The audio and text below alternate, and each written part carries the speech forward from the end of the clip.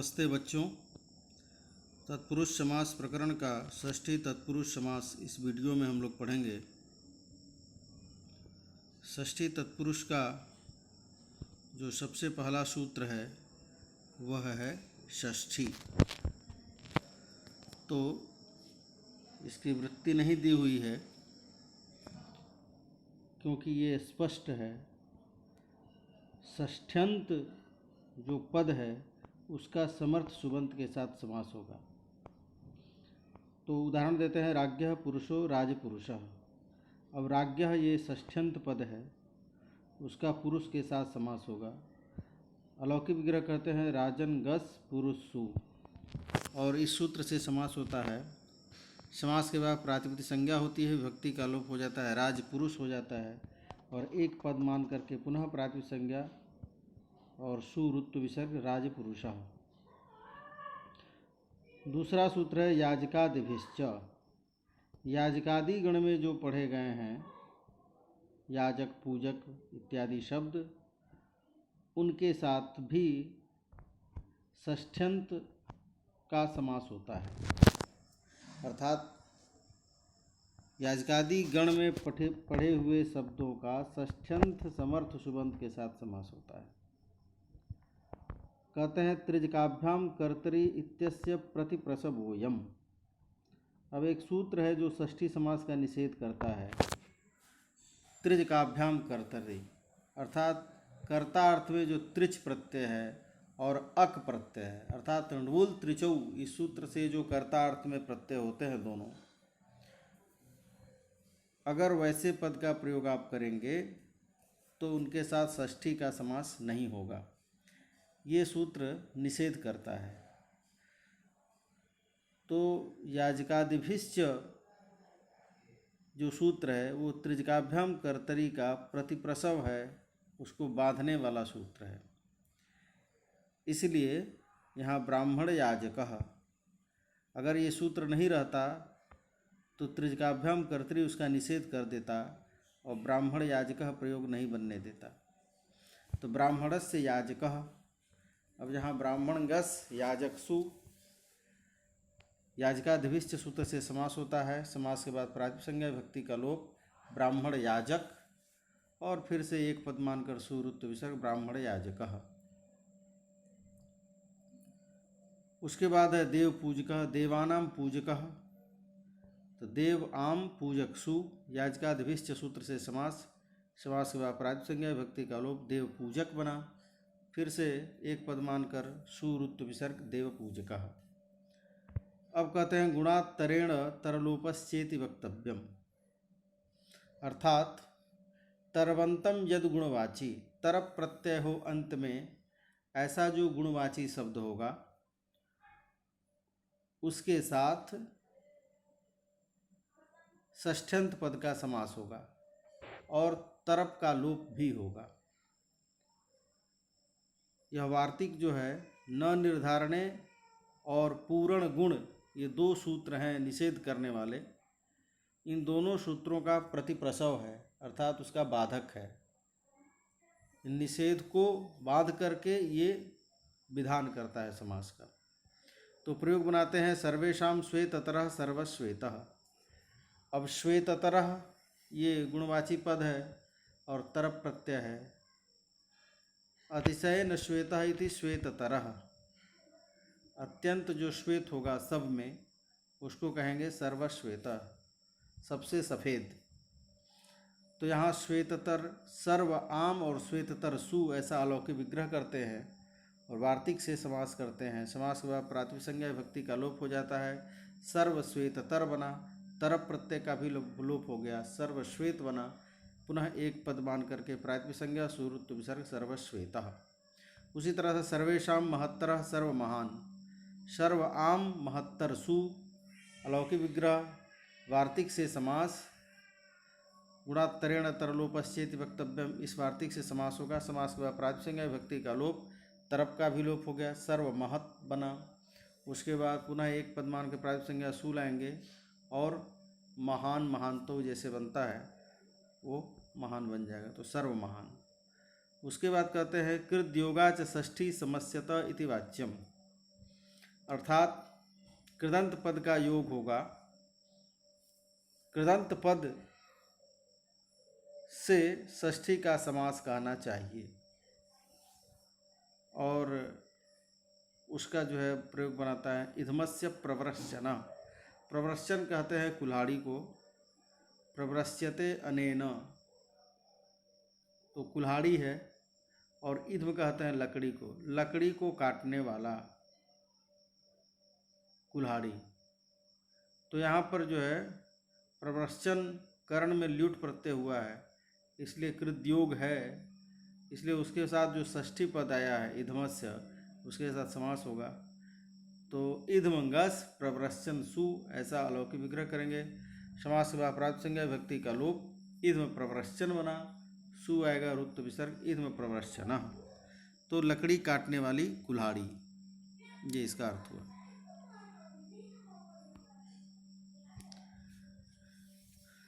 अब जो है इसके बीच में कई सूत्र आते हैं जो समास का निषेध करते हैं, षष्ठी समास का निषेध करते हैं।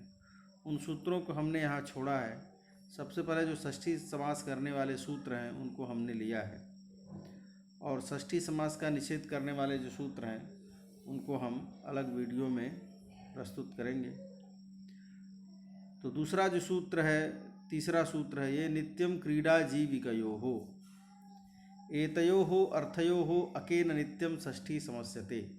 अर्थात क्रीडा और जीविका अर्थ का वाची जो शब्द होगा उसका अकेन, अक कहते हैं ढूल प्रत्यय, ढूल प्रत्यांत के साथ नित्य षष्ठी समास होगा। और प्रयोग बनाते हैं उद्दालक पुष्पभंजिका।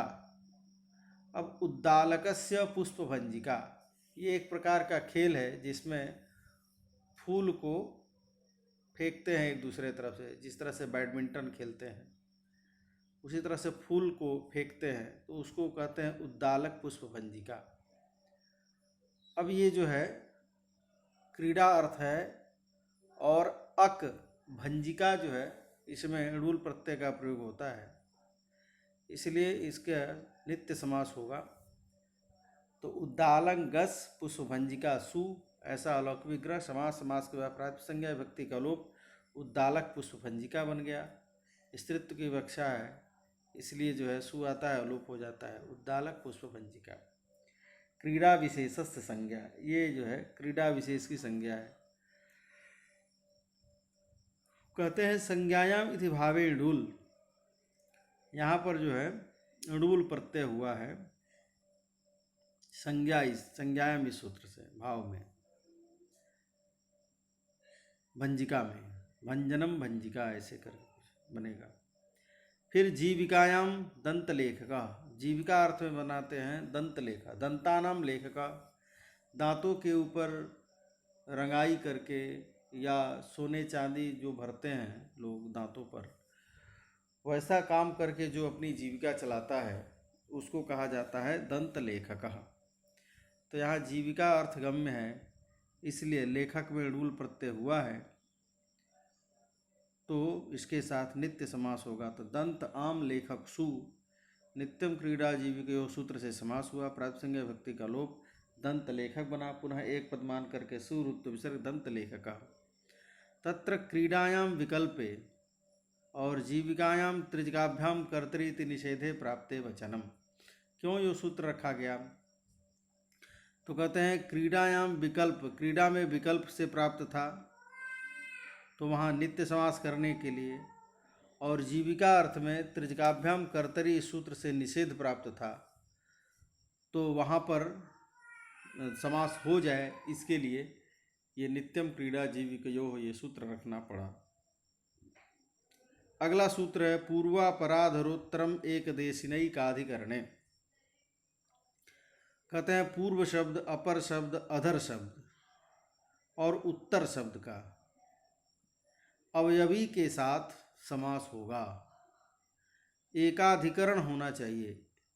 एक अधिकरण में यदि पूर्व, अपर, अधर, उत्तर इत्यादि का व्यवहार करना होगा तो इन शब्दों का अवयवी के साथ समास होगा। एक ही अधिकरण होगा तब। जैसे उसको कहते हैं अवयविना सह पूर्वादयः समस्यन्ते। अवयवी अवयवी के वाचक जो शब्द होंगे उनके साथ पूर्वादि का समास होगा। कब? एकत्व संख्या विशिष्टश्चेद अवयवी। अवयवी यदि एक ही होगा तब, यदि कई अवयवी होंगे तब नहीं होगा। और यह सूत्र षष्ठी समासापवादः, षष्ठी सूत्र से जो समास होता है उसका अपवाद सूत्र है। तो क्या प्रयोग बनाते हैं? पूर्वम कायस्य पूर्व कायः। अब यहाँ पूर्व अम और कायंगस ये अलौकिक विग्रह होता है। पूर्व शब्द का अवयवी क्या है?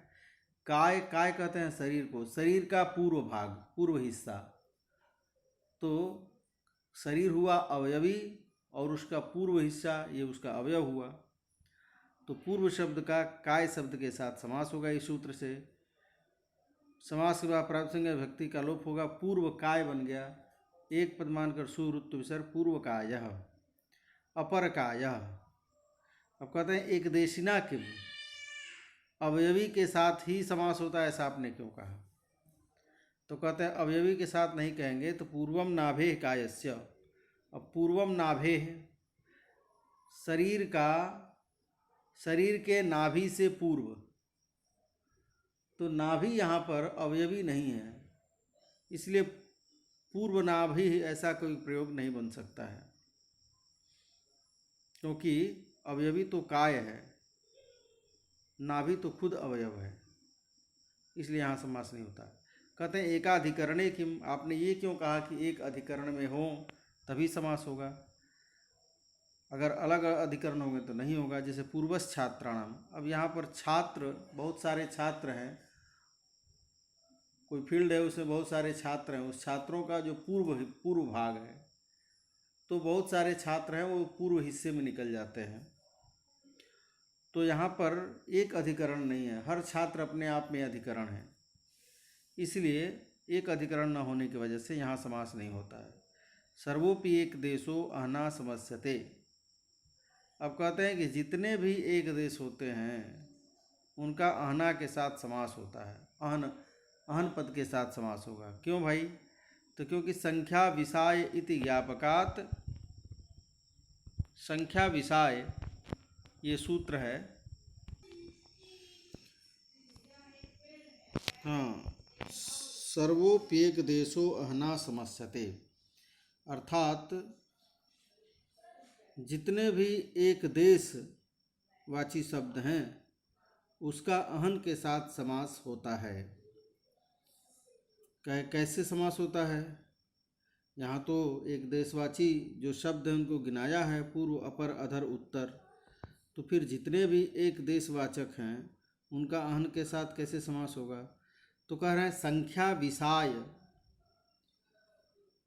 संख्या विषाय इति ज्ञापकात्।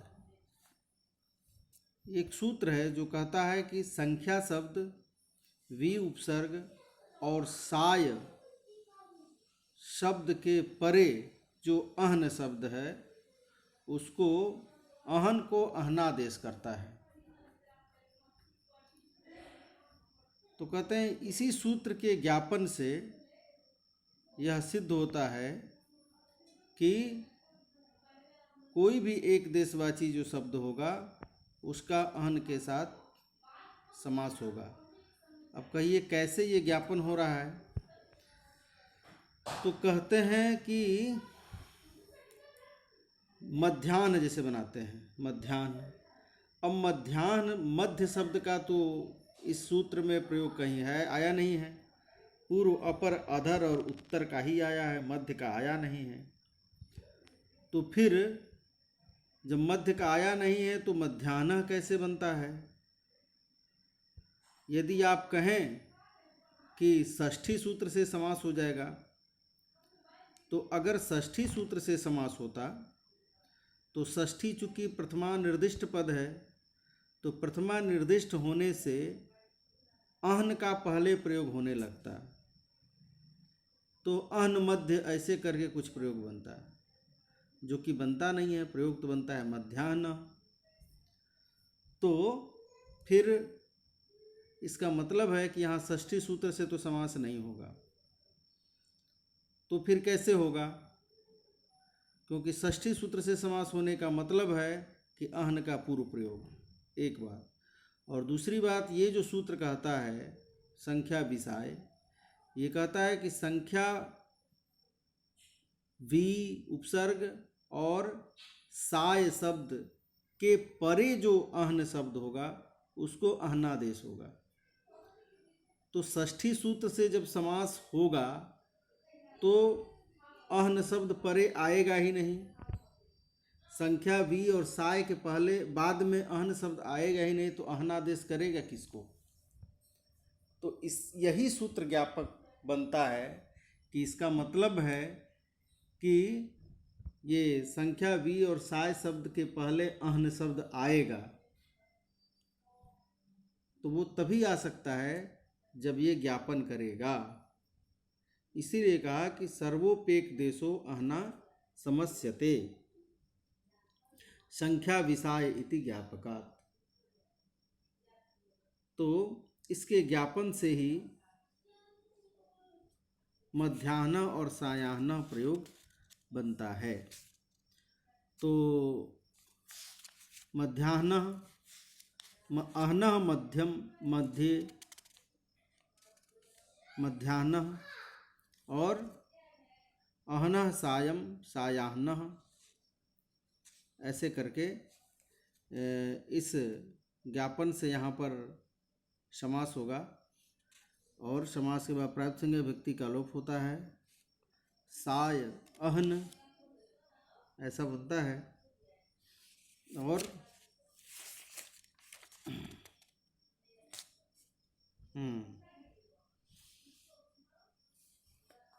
सायाह्न और मध्याह्न प्रयोग ज्ञापन से बनता है। अहनः साय और अहनः मध्य, ये लौकिक विग्रह करते हैं।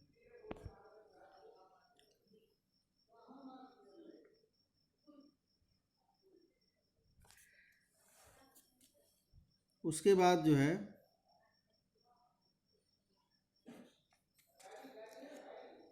अहनो मध्यम मध्याह्न और अहना साय सायाह्न।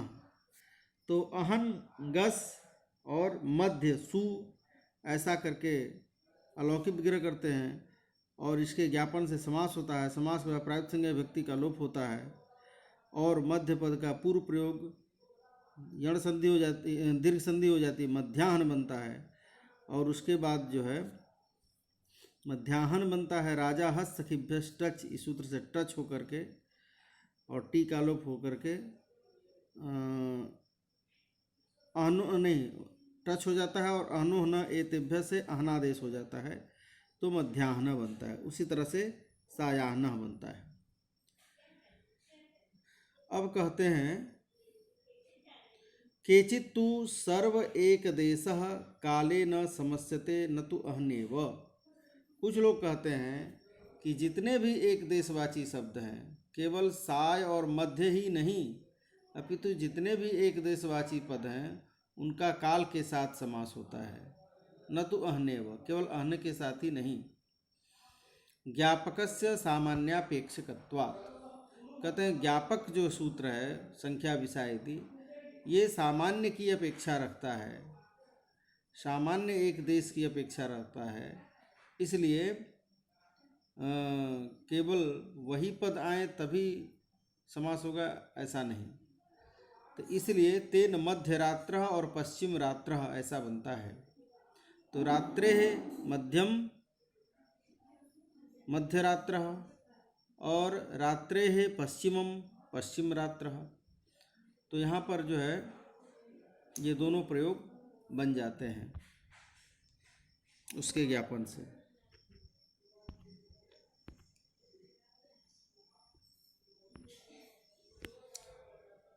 अगला सूत्र है अर्धम नपुंसकम। शमांसवाच्यर्ध शब्दों नित्यम क्लीबे सप्राग्वत। शमांस कहते हैं बराबर, बराबर का वाची जो अर्ध शब्द है यदि वो नित्य क्लीब हो, नित्य नपुंसक लिंग हो, तो उसका समर्थ सुबंत के साथ समास होगा। कहते हैं एक विभक्तावषष्ठ्यंत वचनम, एक विभक्तौ चा पूर्व निपाते जो सूत आता है उपसर्जन संज्ञा करने वाला, वहाँ पर कहते हैं अषष्ठ्यंत वचन बोलना चाहिए, अर्थात षष्ठी को छोड़ करके विग्रह में जो नियत विभक्ति होगी उसी उपसर्जन संज्ञा होगी, ऐसा कहना चाहिए। अषष्ठ्यंत वचन वहाँ जोड़ना चाहिए। क्या परिणाम होगा उसका? तो उसका परिणाम ये होगा कि एकदेशी समास विषय को यम उपसर्जन संज्ञा निषेधा। लेकिन ये निषेध जो है सिर्फ एकदेशी समास में ही होगा, जहाँ अवयव और अवयवी का समास हो रहा है वहीं पर ये निषेध होगा। तेन पंचखट्वी इत्यादि सिद्ध्यति। अब देखिए पंचखट्वी, पंचानाम खट्वानाम समाहारः, पंचखट्वी बना रहे हैं। अब षष्ठी है पंचानाम खट्वानाम, पंचन आम और खट्वा आम, ऐसे करके अलौकिक विग्रह करते हैं। समास करेंगे, समास में विभक्ति का लोप हो जाएगा, पंच खट्वा बना। अब यहाँ पर जो है खट्वा की उपसर्जन संज्ञा नहीं होगी। उपसर्जन संज्ञा जब नहीं होगी तो ह्रस्व भी नहीं होगा, तो ह्रस्व नहीं होगा तो अदंत नहीं मिलेगा, और जब अदंत नहीं होगा तो द्विगु से गीप नहीं होगा, तो पंचखट्वा ही प्रयोग रह जाएगा। लेकिन एक देशी का ही ये निषेध करता है, तो यहाँ तो एक देशी का प्रसंग है नहीं, इसीलिए ये निषेध वहाँ होगा नहीं। और जब निषेध नहीं होगा तो वहाँ पर समास हो जाता है, और उसके बाद जो है उसकी उपसर्जन संज्ञा हो जाती है खट्वा की। उपसर्जन संज्ञा होने से ह्रस्व हो जाता है, ह्रस्व होने से पंचखट्व बन जाता है, और फिर जो है अदंत होने से द्विगु से गीप होकर के पंचखट्वी प्रयोग बन जाता है। तो एक देशी का ही ये निषेध करता है। तो यहाँ पर तो पंचखट्वी जो है ये एक देशी है नहीं, इसलिए पंचखट्वी प्रयोग बन जाता है। अब कहते हैं अर्धम पिपल्या, अर्ध पिप्पली। पिप्पली का आधा भाग, पिप्पली कहते हैं चींटी को, चींटी का आधा भाग। तो यहाँ पर जो अर्ध शब्द है वो बराबर का वाची है अर्ध शब्द, और नित्य क्लिप में भी है, नपुंसक लिंग में है, इसलिए इसके साथ समास हो जाएगा। तो अर्ध सु और पिप्पलिंगस ऐसा समास होगा। समास हुआ प्राप्त संज्ञा विभक्ति का लोप, अर्ध पिप्पली बना। अब यहाँ पर जो है एक देशी समास है, इसलिए एक विभक्तावषष्ठ्यंत वचनम के प्रभाव से यहाँ पर उपसर्जन संज्ञा का निषेध हो जाएगा। तो जब उपसर्जन संज्ञा नहीं होगा तो ह्रस्व भी नहीं होगा, तो अर्ध पिप्पली ऐसा कि वैसे ही रह गया, सु आएगा लोप हो जाएगा। कहते हैं क्लीबे किम, क्लीब क्यों कहा? तो ग्रामार्धः, ग्रामस्य अर्धः, गांव का आधा हिस्सा। तो यहाँ जो अर्ध शब्द है वो पुल्लिंग का है, इसलिए यहाँ समास नहीं होगा। कहते हैं द्रव्यैक्य एव, एक द्रव्य में ही यदि होगा, यहाँ भी अवयवा अवयवी भाव है, एक ही द्रव्य में यदि आधा बतलाना होगा तभी यहाँ पर होगा, और ज़्यादा में आधा दिखलाना होगा तब नहीं होगा। तो अर्धम पिप्पलीनाम, अब पिप्पलीनाम बहुत सारी पिपीलिकाएँ हैं, उनका आधा, तो यहाँ पर एक पिपीलिका तो है नहीं, इसलिए यहाँ पर समास नहीं होगा। फिर कहते हैं द्वितीय तृतीय चतुर्थ तुर्याण्यन्यतरस्याम एतानी एकदेशिना सह प्राग्वद्वा। एतानी या द्वितीय तृतीय चतुर्थ तुर्याणी, इन सब का एक देशी के साथ यानी अवयवी के साथ इनका समास होगा, विकल्प से होगा, अन्यतरस्याम ग्रहण किया गया है। तो प्रयोग बनाते हैं द्वितीयम भिक्षायाः, द्वितीय भिक्षा, भिक्षा का द्वितीय भाग, दूसरा हिस्सा। तो यहाँ द्वितीय शब्द का प्रयोग है और एक देशी है भिक्षा, इसलिए उसके साथ समास होगा। तो द्वितीय द्वितीय सु भिक्षांगस, ऐसा अलौकिक विग्रह। इस सूत्र से समास प्राप्त संज्ञा भक्ति का लोप द्वितीय भिक्षा हुआ और फिर से एक पद मान करके प्राथमिक संज्ञा सु और सु का लोप हो जाता है। अव्यादाप सुपर ये आजाद हलंग्याभ्यो दीर्घासुति से प्रकृतम हल से, तो द्वितीय भिक्षा। कहते हैं एक देशिना किम, अवयवी के साथ ही समास होगा, ऐसा आपने क्यों कहा? तो कहते हैं द्वितीयम भिक्षायाः भिक्षुकस्य, भिक्षुक के भिक्षा का दूसरा भाग।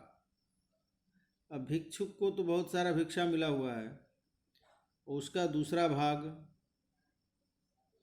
तो यहाँ पर एक देशी नहीं हुआ भिक्षा, इसलिए यहाँ पर समास नहीं होता है। अन्यतरस्याम ग्रहण सामर्थ्यात् पूरण गुण इति निषेधम बाधित्वा पक्षे षष्ठी समास। अब चूँकि इस सूत्र में अन्यतरस्याम आया हुआ है, इसलिए उसके सामर्थ्य से पूर्ण गुण इति इस सूत्र से कहीं निषेध हो जाता है, तो जब निषेध हो जाएगा तो वहाँ षष्ठी समास होगा। तो क्या बनेगा? द्वितीयम भिक्षायाः भिक्षा द्वितीयम, यहाँ पर जो है षष्ठी सूत्र से समास होता है, और षष्ठी एक प्रथमा निर्दिष्ट पद है, इसलिए षष्ठी पद का पहले प्रयोग होता है। तो भिक्षायाः द्वितीयम या द्वितीयम भिक्षायाः भिक्षा द्वितीयम, ऐसा प्रयोग बनता है। षष्ठी समास, षष्ठी सूत्र से जब समास होगा तो षष्ठ्यंत पद का पूर्व निपात होता है।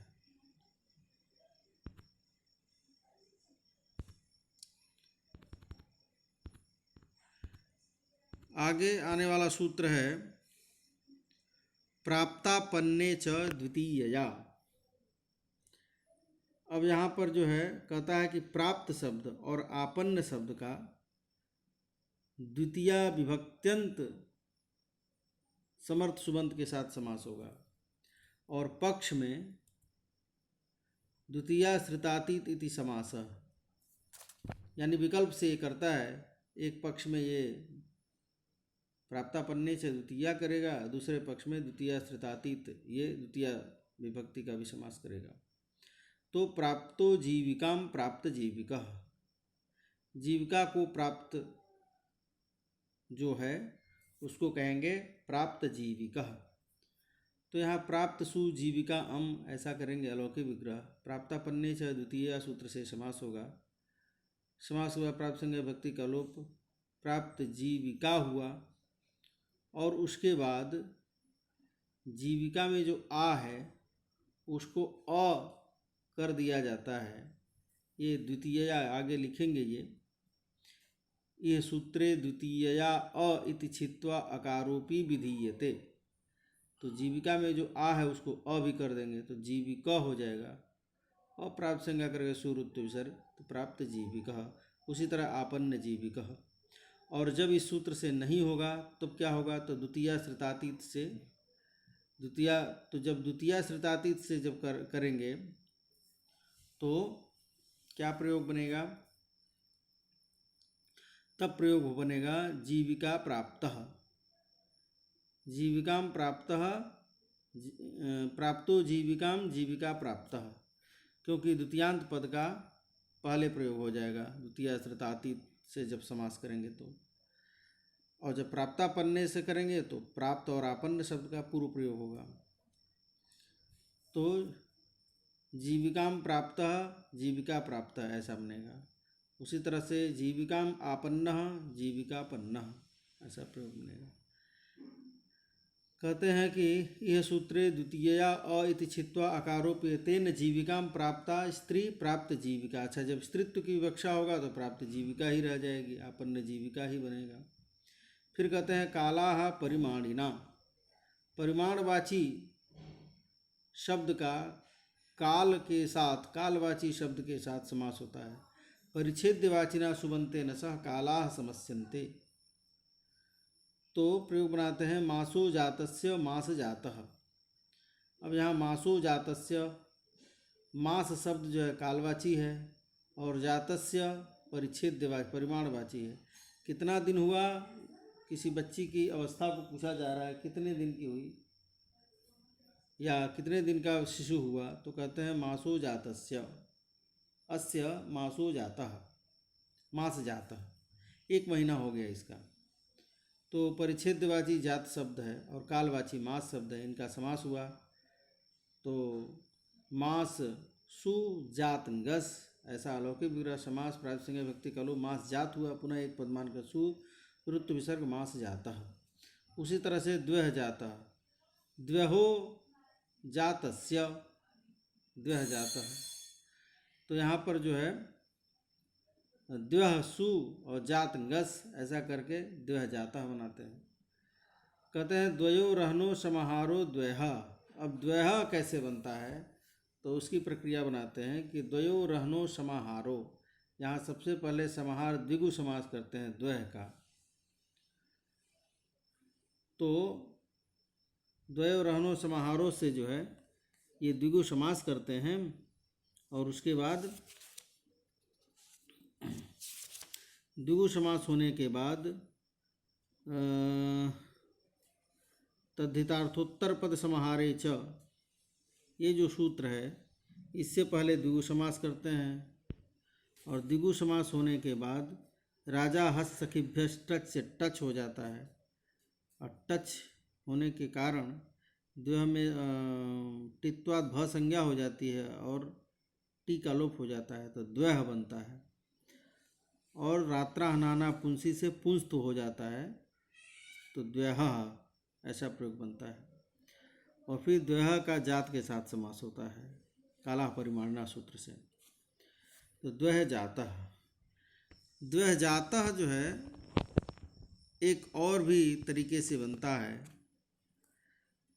वो है द्वयो जातस्य इति। पहले तो यहाँ तो हम बनाए कि द्वयो रहनो समाहार द्वयः, यहाँ समाहार द्विगु समास किए, उसके फिर बाद जातस्य के साथ काला परिमाणिना सूत्र से षष्ठी समास किए। एक और तरह से बनता है ये, द्वयो जातस्य इति विग्रहे, ऐसा विग्रह करते हैं। और फिर उत्तर पदेन परिमाणिना द्विगो सिद्धहे बहूनाम तत्पुरुषस्योपसंख्यानम। उत्तर पद परिमाणवाचक अगर हो तो द्विगु समास की सिद्धि के लिए बहूनाम तत्पुरुषस्य, अर्थात बहूनाम पदानाम, बहुत पदों का तत्पुरुष समास कहना चाहिए। अर्थात उत्तर पद में यदि परिमाणवाचक शब्द हो तो, और पूर्व पद में और पहले द्विगु समास हो रखा हो, तो उन तीनों का तत्पुरुष समास किया जा सकता है। प्रयोग बनाते हैं द्वे अहनी जातस्य यस्य स द्वहन जातः। अब यहाँ पर एक ही साथ समास करेंगे, द्वे अहनी जातस्य, तो द्वि औ अहनी औ जात गस, ऐसा करते हैं। इसी सूत्र से समास करते हैं। और समास के पहले समास कर लेते हैं, समास के बाद विभक्ति का लोप हो जाता है। द्वि अहन और जात बना। अब द्वि अहन का सबसे पहले तद्धितार्थोत्तर पद समाहारे चई सूत्र से द्विगु समास कर देते हैं। दिक् संख्या और दिक् शब्द और संख्या शब्द पूर्व में हो तो उसके साथ द्विगु समास हो जाता है। और उसके बाद द्विअहन का द्विगु समास हो गया। और उसके बाद जात शब्द के साथ ये पहले जो सूत्र था काला परिमाणना, इसके साथ समास, इस सूत्र से समास नहीं होता है, अपितु इस वार्तिक से समास होता है। और समास होने के बाद हो जाता है द्वहन जात, ऐसा प्रयोग बनता है। तीनों पद का जो है समास होता है और द्वहन जात ऐसा होता है। अब अहन को अहन आदेश करता है, एक सूत्र है अहनो न, इस सूत्र से अहनादेश हो जाता है, तो जो अहन था वो अहन हो गया और द्वि अहन यण हो जाता है द्वहन, द्वहन और फिर जात के साथ समास हो जाता है वार्तिक से, तो द्वहन जातः ऐसा प्रयोग बन जाता है। कहते हैं अहनो न इति वक्षमाणो अनादेश। हाँ, पूर्वत्र तु न संख्यादेह समाहारे इति निषेध। अर्थात जो पहले जो द्वह जाता आया वहाँ पर क्यों अनादेश नहीं हुआ? तो कहते हैं न संख्यादेह समाहारे एक सूत्र है, उससे अहनादेश का निषेध हो जाता है, इसलिए वहाँ पर अहन आदेश नहीं होता है, अपितु टी का लोप होकर के द्वह जाता ऐसा प्रयोग बनता है। तो इस तरह से आज हम लोग षष्ठी समास करने वाले जितने सूत्र थे उसको हम लोग पढ़े। आगे की वीडियो में षष्ठी समास का निषेध करने वाले जो सूत्र हैं उनको हम लोग पढ़ेंगे। नमो नमः।